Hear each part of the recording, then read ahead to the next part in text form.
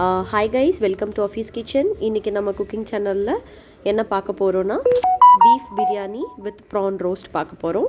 அதுக்கு முன்னாடி சப்ஸ்கிரைப் பண்ணாதவங்க சப்ஸ்கிரைப் பண்ணிக்கோங்க. தென் என்னென்ன வேணும்னா கருவேப்பிலை 3/4 கிலோ, பீஃப் போன்லெஸ் வாஷ் பண்ணியிருக்கேன். தென் 2 பச்சை மிளகா, 3 தக்காளி, 2 வெங்காயம் ப்ளஸ் புதினா. இப்போ பார்த்திங்கன்னா 2 டேபிள் ஸ்பூன் ஃபுல்லாக கிரவுண்ட் நட் ஆயில் கடலெண்ணெய் ஊற்றிருக்கேன். அதுக்கப்புறம் 1 டேபிள் ஸ்பூன் ஃபுல்லாக வந்து கீ ஊற்றிருக்கேன். அதுக்கப்புறம் வந்து ஃபுல் கரம் மசாலா, பட்டை, லவங்கம், கிராம்பு எல்லாம் போட்டுட்டு 2 பெரிய ஆனியன் கட் பண்ணது ப்ளஸ் பச்சை மிளகா 2த்தையும் ஆட் பண்ணி நல்லா வந்து அந்த கேரமலைஸ் ஆகிற அளவுக்கு நல்லா நீங்கள் வந்து வதக்கிக்கணும். ஆக்சுவலாக வெங்காயம் வந்து வதங்கிறதுக்கு முன்னாடி போடக்கூடாது, தக்காளி, ஏன்னா அந்த டேஸ்ட் நமக்கு இருக்காது, அந்த பிரியாணியோட அந்த டேஸ்ட் கிடைக்காது. ஸோ நல்லாவே அது நல்லா கீயில் ரோஸ்ட் பண்ணணும். நல்லா அந்த அரோமா வரும், நல்லா வதங்கணும், இன்னும் லைட்டாக கேரமலைஸ் ஆகணும். ஸோ வதக்கிக்கிட்டு இருக்கணும். அடி பிடிச்சிடக்கூடாது, பிகாஸ் நம்ம கொஞ்சம் கம்மியாக ஆயில் ஊற்றிருக்கோம். இந்த டைம் வந்து இப்போ ஓரளவுக்கு ஓகேவாக வந்துருச்சு. இந்த டைம் வந்து நான் ஜிஞ்சர் கார்லிக் பேஸ்ட் வந்து வீட்டிலே ரெடி பண்ணி வச்சுருக்கேன். ஸோ அதனால் 1 டேபிள் ஸ்பூன் ஃபுல்லாகவே ஆட் பண்ணிக்கலாம். அதை நிறையவே ஆட் பண்ணிக்கலாம். ஓரளவுக்கு 1 டேபிள் ஸ்பூன் ஃபுல்லாக ஆட் பண்ணுறது கரெக்டாக இருக்கும். அந்த ஏன்னா அது பீஃப்ன்றதுனால கொஞ்சம் அந்த நான்வெஜ் ஸ்மெல் இல்லாமல் இருக்கும். ஸோ அது நல்லா இந்த டைம் அடி பிடிக்காமல் நல்லா கலக்கணும், நல்லா வதக்கிக்கிட்டே இருக்கணும். பிகாஸ் அடி பிடிச்சிருச்சுன்னா அது டேஸ்ட் நல்லா இருக்காது. ஸோ ஓரளவுக்கு மிக்ஸ் பண்ணுங்கள். இப்போ பச்சை வாசனை ஓரளவுக்கு போகுது. இந்த டைம் வந்து என்ன பண்ணிக்கலாம், நான் 3 மீடியம் சைஸ் டொமேட்டோ வந்து கட் பண்ணி வச்சுருக்கேன்.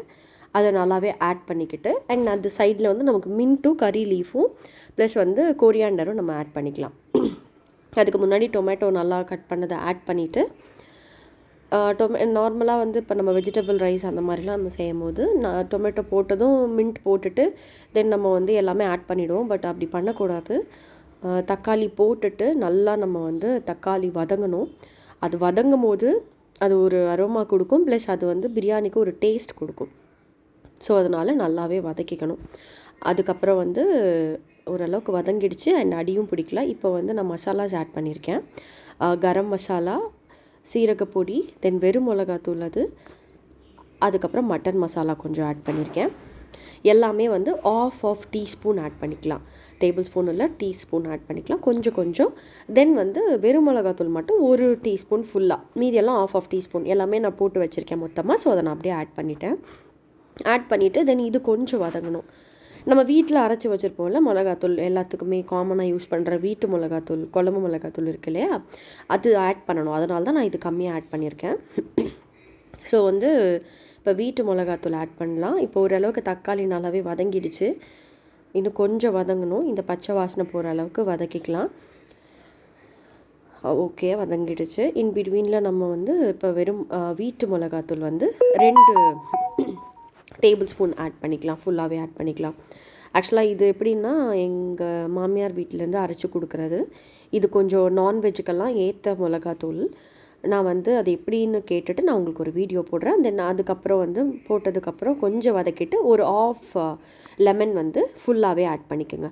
ஃபுல் லெமன் கிடையாது, ஆஃப் லெமன் ஆட் பண்ணணும். ஃபுல்லாக ஆட் பண்ணிட்டா அந்த அந்த லெமன் ஸ்மெல் ரொம்ப ஜாஸ்தியாக தெரியும். அதுக்கப்புறமா அந்த மின்ட்டை ஆட் பண்ணிவிட்டு புதினா இலையை ஆட் பண்ணிட்டு நல்லா வதக்கிக்கணும். அந்த லெமனோட அந்த ஸ்மெல் வந்து சூப்பராக டாமினேட் பண்ணும். ஸோ அதனால லெமனும் ஆட் பண்ணிக்கிட்டு தென் மின்ட் ஆட் பண்ணிவிட்டு நல்லாவே வதக்கிக்கணும். மின்ட்டும் நல்லா வதங்கணும். ஆக்சுவலாக வந்து நம்ம மீட்டை போடுறதுக்கு முன்னாடி போட்ட மசாலா எல்லாமே வதங்கி நல்லா வாசனை வரணும்.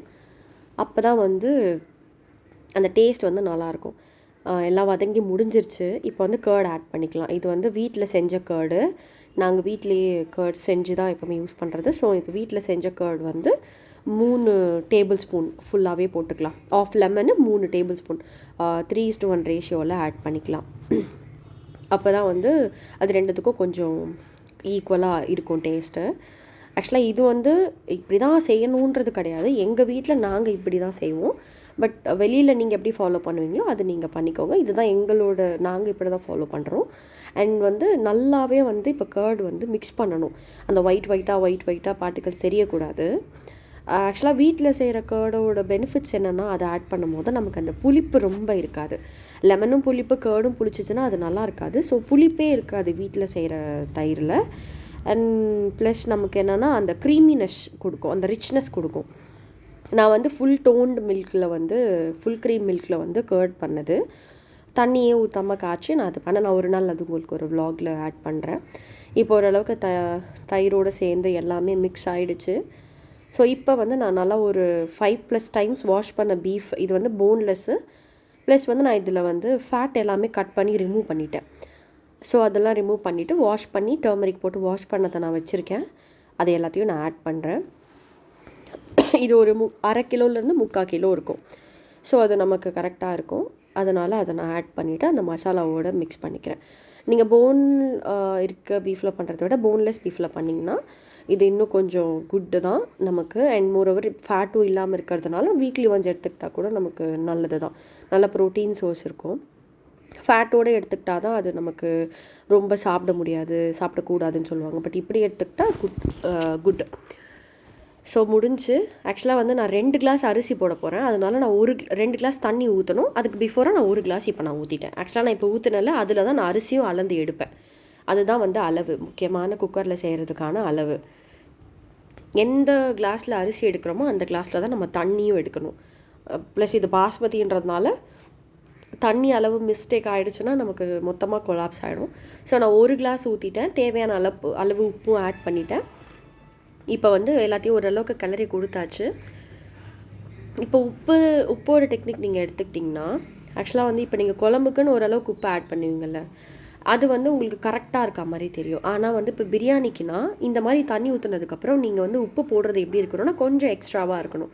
ஒரு கல் வந்து உப்பு கறிக்கணும், லைட்டாக கொஞ்சம் உப்பு எக்ஸ்ட்ரா இருக்க மாதிரி தெரியணும். அப்போ தான் நீங்கள் ரைஸ் போட்டு எடுக்கும் போது கரெக்டாக இருக்கும். இப்போ நான் வந்து குக்கரோட டயரை நனைச்சிட்டு நான் வந்து மூடிட்டேன். இப்போ நான் வந்து ஒரு 7 to 8 விசில், நம்ம 10 கூட விட்டுக்கலாம், அது நம்மளோட விருப்பம் தான், அந்த பீஃப்க்கு ஏற்ற மாதிரி. அதுக்கப்புறம் நான் வந்து இன்பிட்வீனில் நான் வந்து 2 கிளாஸ் இந்தியா கேட் பாஸ்மதி அரிசி எடுத்திருக்கேன். அதே அளவு, அந்த கிளாஸ் அளவு தான் நான் எடுத்திருக்கேன். 2 கிளாஸ் ஃபுல்லாக எடுத்திருக்கேன். நீங்கள் வேறு நம்ம வீட்டு அரிசி கூட யூஸ் பண்ணிக்கலாம். இப்போ வந்து விசில் வந்துட்டுருக்கு. அதுக்குள்ளே இப்போ ப்ரான் எப்படி பண்ணுறதுன்னு பார்த்துக்கலாம். இப்போ நான் பெரிய பெரிய டைகர் ப்ரான்ஸ் எடுத்திருக்கேன். ஒரு 10+ பீஸ் இருக்கும், 10 பீஸ் கிட்டே இருக்கும். இது நல்லா பெருசு, நான் வாஷ் பண்ணி டீவைன் பண்ணி வச்சுட்டேன் ப்ரான்ஸை. ஸோ அந்த மீதி இருக்க ஆஃப் லெமனை இதில் யூஸ் பண்ணிக்கலாம். ஸோ ஆஃப் லெமன் ஃபுல்லாக நம்ம இதில் ஸ்க்வீஸ் பண்ணிவிட்டு என்னென்ன மசாலாஸ்ன்னு பார்த்திங்கன்னா, சிக்கன் 65 மசாலா, வெறும் மிளகாத்தூள், கரம் மசாலா பொடி, தனியா பொடி, ப்ளஸ் நம்ம கொஞ்சம் சீரக பொடி ஆட் பண்ணிக்கலாம் ஒரு டேஸ்ட்காக. ஸோ அதை நான் ஆட் பண்ணிட்டேன். தென் வந்து ஒரு டேபிள் ஸ்பூன் ஃபுல்லாகவே வந்து நான் வந்து கார்ன்ஃப்ளவர் எடுத்திருக்கேன். ப்ளஸ் ஒரு டேபிள் ஸ்பூன் ஃபுல்லாக வந்து ரைஸ் ஃப்ளவர் எடுத்திருக்கேன். அது நான் ரெண்டுத்தையும் போட்டு வச்சுருக்கேன் மெஷர் பண்ணி. இப்போ நான் அதை ஆட் பண்ண போகிறேன். அவ்வளோதான், இதுதான் அந்த குவான்டிட்டி. இதை ஆட் பண்ணியாச்சு. இது வந்து ரோஸ்ட்டுன்றதுனால நம்ம இதை ஆட் பண்ணோன்னா அந்த கார்ன்ஃப்ளவர் வந்து அந்த மசாலாவை வந்து ப்ரானோட ஒட்ட வைக்கும். ஸோ அது நமக்கு இன்னும் சாப்பிடும் போது டேஸ்டியாக இருக்கும். அதுக்கப்புறம் தேவையான அளவு உப்பை ஆட் பண்ணிக்கிட்டு தென் நம்ம இப்போ மெயினான ஒரு திங் என்னென்னா சோயா சாஸ் ஊற்றணும். அதுதான் வந்து அந்த நான் வந்து வாக்டாக்லேருந்து சோயா சாஸ் வாங்கியிருக்கேன். அதுதான் நான் ஒரு டீஸ்பூன் போதும், டேபிள் ஸ்பூன் கிடையாது, டீஸ்பூன் ஆட் பண்ணிக்கலாம். தென் வந்து ஃபுல்லாகவே நம்ம மிக்ஸ் பண்ணி கொடுத்துக்கலாம். அந்த சோயா சாஸோட அந்த மசாலாவும் மிக்ஸ் ஆகணும். அப்போ தான் அது ஒரு நல்ல ஒரு டேஸ்ட் கொடுக்கும். ஸோ நல்லாவே மிக்ஸ் பண்ணிக்கலாம். அரிசி ஊறிட்டு இருக்கு. சைடில் வந்து நமக்கு இப்போ விசிலும் வந்துட்டுருக்கு. நல்லா நம்ம மிக்ஸ் பண்ணிவிட்டு ஒரு 20 மினிட்ஸ் நம்ம மேரினேட் பண்ணால் போதும். அது அப்படியே வச்சாச்சு. 20 மினிட்ஸ் மேரினேட் பண்ணிவிட்டு அப்புறமா நம்ம வந்து இதை ரோஸ்ட் பண்ணுறதுக்கு பார்த்துக்கலாம். இது நல்லாவே கொஞ்சம் ஃப்ளெஷியான ப்ரானாக இருக்குது. சின்ன ப்ரான்னா நம்ம வந்து தொக்கு மாதிரி பண்ணிக்கலாம். இது ரோஸ்ட் மாதிரி பண்ணுறதுக்கு இது டேஸ்டியாக இருக்கும். ஸோ அவ்வளோதான், மேரினேட் ஆகிடுச்சு. 20 மினிட்ஸ் கழித்து ஒரு பேன் வச்சுருக்கேன் அடுப்பில். நான் வந்து எப்போவுமே இந்த சைட் டிஷ்க்குலாம் வந்து நான்வெஜ்ஜாக இருக்கட்டும் வெஜ்ஜாக இருக்கட்டும் நான் வந்து கோகோனட் ஆயில் தான் யூஸ் பண்ணுவேன். ஸோ வந்து கேபிஎல் கோகோனட் ஆயில், இது வந்து ட்ரிஷ்யூரோட கோகோனட் ஆயில். ஸோ நம்ம அது இன்னும் ரொம்பவே அரோமா கொடுக்கும். ஸோ அது வந்து நான் ஒரு 2 டேபிள் ஸ்பூன் ஊற்றிருக்கேன். மெஷர்மெண்ட் கேட்டிங்கன்னா 2 டேபிள் ஸ்பூனு. அதுக்கப்புறம் ஒரு ஃபுல் கறி லீவ்ஸ் 2 கொத்து போட்டிருக்கேன். அது வந்து ஒரு டேஸ்ட் கொடுக்கும். ஸோ அதனால நான் இப்போ கறி லீவ்ஸ் போட்டு அது ஓரளவுக்கு பொரியணும். அந்த கறி லீவ்ஸில் அந்த கோகோனட் ஆயில் பொரிஞ்சிச்சுன்னா எல்லா ப்ரான்ஸையும் நம்ம போட்டுடலாம். ஒன்று ஒன்றா போட்டுடலாம். சைடில் விசில் வந்து முடிஞ்சிருச்சு. ஸோ எல்லா ப்ரான்ஸையும் போட்டுட்டு ஆக்சுவலாக இந்த ப்ரானே ஒரு 45 இருக்கும். ஆக்சுவலாக 3/4 கிலோ இருக்கும். நல்ல பெரிய பெரிய ப்ரான்ஸாக இருந்துச்சு. சின்ன சின்ன ப்ரான்ஸில் இது பண்ணுறது வந்து நமக்கு ரொம்ப வேலையாக தெரியும். பட் அது நீங்கள் வந்து தக்காளி வெங்காயம் வதக்கி பண்ணிக்கலாம். இன்னும் கொஞ்சம் நிறைய காட்டும். இது ஆல்ரெடி கொஞ்சம் பெருசாக இருக்குன்றதுனால நம்ம பிரியாணிக்கு ரோஸ்ட் பண்ணுறது டேஸ்ட் நல்லாயிருக்கும். ஸோ அதனால நான் இது பண்ணிக்கிறேன். ஃபுல்லாக வந்து போட்டாச்சு. ஓரளவுக்கு குக் ஆகிடுச்சு. ப்ரான்ஸ் பொறுத்த வரைக்கும் நீங்கள் ஒரு 10 மினிட்ஸ் குக் பண்ணி எடுத்துட்டாலே அது கொஞ்சம் நல்லா இருக்கும். நீங்கள் வந்து 10 மினிட்ஸ்க்கு மேலே நான் இன்னும் வந்து கிரேவிக்காக நான் இது பண்ணுறேன் அப்படின்னு சொன்னிங்கன்னா ப்ரான்ஸ் என்ன ஆகிடும், ஒரு மாதிரி ரப்பர் மாதிரி ஆகிடும். அது நமக்கு சாப்பிட்றதுக்கு அந்த நல்லா இருக்காது, கொஞ்சம் ஓவர் குக் ஆகிடும். ஸோ அதனால் நம்ம என்ன பண்ணிடணும், ஒரு 10 மினிட்ஸ் அந்த பக்கம் ஒரு 5 மினிட்ஸ் இந்த பக்கம் ஒரு 5 மினிட்ஸ் அப்படி விட்டுட்டு எடுத்துட்டாலே நமக்கு அது கொஞ்சம் நல்லாவே டேஸ்டியாக இருக்கும். ப்ளஸ் கொஞ்சம் ஜூஸியாகவும் நமக்கு கிடைக்கும். ஸோ எல்லாத்தையும் நான் இப்போ திருப்பி போட்டுட்ருக்கேன். எல்லாமே சூப்பராக குக் ஆகிடுச்சு. திருப்பி போட்டுட்டு ஒரு 5 மினிட்ஸ் விட்டுட்டு நம்ம ஆஃப் பண்ணிக்கலாம். அவ்வளோதான், ப்ரான்ஸ் முடிஞ்சிருச்சு. கோகனட் ஆயில் அரோமா செம்மையாக இருக்குது. அண்ட் பீஃபும் முடிஞ்சுது. விசில் வந்து முடிஞ்சிருச்சு. தென் இதுவும் அவ்வளோதான், குக் ஆகிடுச்சு. தென் இப்போ என்ன பண்ணணும், 2 கிளாஸ் ஊற வச்ச அரிசியை நான் ஒரு 5 டைம்ஸ் கழுவி வச்சுருக்கேன். அதை நான் மொத்தமாக ஆட் பண்ணிக்கிறேன். ஆக்சுவலாக ஆட் பண்ணும்போது அரிசியில் தண்ணியே இருக்கக்கூடாது. வாஷ் பண்ணி ஃபுல்லாக ட்ரெயின் பண்ணி வச்சுருக்கணும். அப்போ தான் வந்து நமக்கு தண்ணி அளவு மிஸ்மேட்ச் ஆகாது. 2 கிளாஸ் அரிசியை ஊற வச்சுருக்கேன். ஒரு 10 to 15 மினிட்ஸ், ஆல்மோஸ்ட் ஒரு 20 மினிட்ஸ் ஊற வச்சுருப்பேன். அதை நான் ஆட் பண்ணிவிட்டேன் அந்த கிரேவியில். ஃபுல்லாகவே அதை நான் இது பண்ணிக்கிறேன், சமப்படுத்திக்கிறேன்.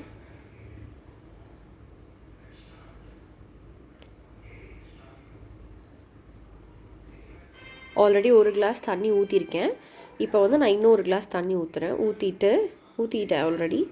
ஸோ வந்து அதை ஊற்றிட்டு இப்போ நான் அரிசியும் போட்டுட்டேன். ஓரளவுக்கு அது அந்த கிரேவியோட மிக்ஸ் ஆகட்டும்.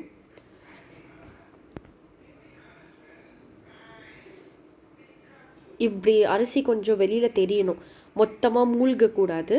அதுக்கு தான் வந்து மெஷர்மெண்ட்டை நமக்கு என்ன கிளாஸில் அரிசி, என்ன கிளாஸோ ஆளாக்கோ அதில் அரிசி எடுக்கிறோமோ அதே அளவுக்கு தான் தண்ணியும் எடுக்கணும். ஸோ நான் எடுத்துட்டேன். அதே மாதிரி மறுபடியும் டயரை வெட் பண்ணிவிட்டு நான் வந்து க்ளோஸ் பண்ணிக்கிறேன். கரெக்டாக ஒரு 1.5 விசில், ஒரு விசில் வந்துட்டு இன்னொரு விசில் வரத்துக்குள்ளே நீங்கள் அடுப்புலேருந்து இறக்கிடணும். அவ்வளோதான், வச்சாச்சு. இப்போ ஒரு விசில் வர்றதுக்காக வெயிட் பண்ணலாம். வந்துடுச்சு. ஸோ இப்போ ஓப்பன் பண்ணி பார்த்தா 80% குக் ஆகிருக்கு. கரெக்டாக ஒரு 80% குக் ஆகிருக்கு. தென் நான் அதனால் தோசைக்கல்லில் டம் போட்டுடுறேன். ஒரு 10 to 15 மினிட்ஸ் டம் போட்டிருக்கேன். 80% வெந்திருக்கு பாருங்கள். ஆக்சுவலாக இது கொஞ்சம் பேசிக் இந்தியா கேட் அரிசின்றதுனால ரொம்ப பெருசாகலை அரிசி. ஸோ மீடியமாக தான் இருக்கும். நீங்கள் கொஞ்சம் அட்வான்ஸ் அந்த ப்ரௌன் கலர்லாம் வாங்கினீங்கன்னா கொஞ்சம் நமக்கு இன்னும் ப்ரீமியமாக இருக்கும், பார்க்குறதுக்கு ரிச்சாக இருக்கும். ஸோ முடிஞ்சிச்சு. இது ஒரு 10 to 15 மினிட்ஸ் வைக்கிறேன். அதுக்கு பிஃபோராக கொஞ்சம் ஆயில் அது மேலே நான் கொஞ்சம் இது பண்ணிக்கிறேன், ஸ்ப்ரே பண்ணிக்கிறேன். பிகாஸ் கொஞ்சம் நல்லாயிருக்கும். முடிஞ்சது, அவ்வளோதான். 10 to 15 மினிட்ஸ் கழித்து இறக்கி பார்க்குறோம். டம் போட்டதுக்கப்புறம் டம் போடுறது வந்து என்னென்னா நமக்கு ரொம்ப இதாக இருக்காது, கொஞ்சம் கரெக்டாக ஈவென்ச்சுவலாக வந்து குக் ஆகும். ஸோ டம் போட்டு ஓரளவுக்கு லைட்டாக கீழே பிடிச்சிருக்கு ஆயில் கம்மின்றதுனால. ஸோ வந்து நல்லாவே குக் ஆகிடுச்சு. சூப்பராக இருக்குது. உப்பு காரம் எல்லாமே கரெக்டாக இருக்குது. ஸோ வந்து ப்ரான் ரோஸ்ட் ரெடி. நான் வந்து வீட்டில் செஞ்ச தயிரில் வந்து ரைத்தா ரெடி பண்ணியிருக்கேன், ஆனியன் ரைத்தா. எல்லாமே குக் ஆகிடுச்சு.